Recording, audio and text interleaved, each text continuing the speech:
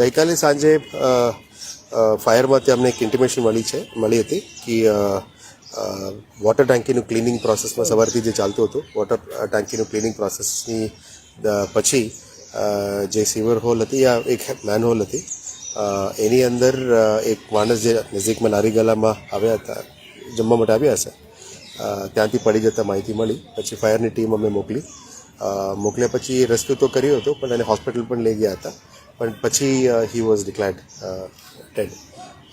એટલે આ water ટાંકીની cleaning process દરમિયાન જે પણ કોન્ટ્રાક્ટર્સ ઇન્વોલ્વ હતા એમને અત્યારે વોટર સપ્લાયઝ ડિપાર્ટમેન્ટથી અમે અહેવાલ પણ માંગી છે. પ્રાથમિક દ્રષ્ટિએ અહેવાલના આધારે આગળનું કાયદાકીય પગલાં જે પણ લેવાનું થશે એ પણ અમે લઈશું.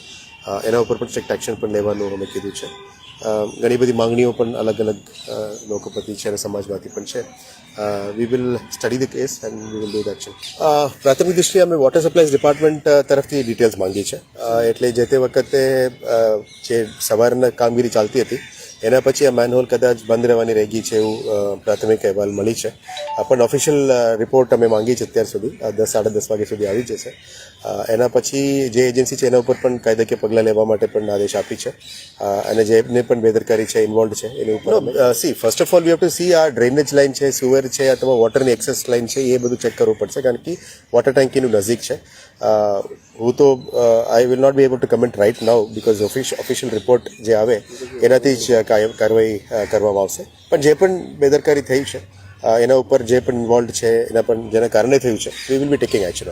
કદાચ કોઈનું ભૂલ રહ્યું હશે but we will be taking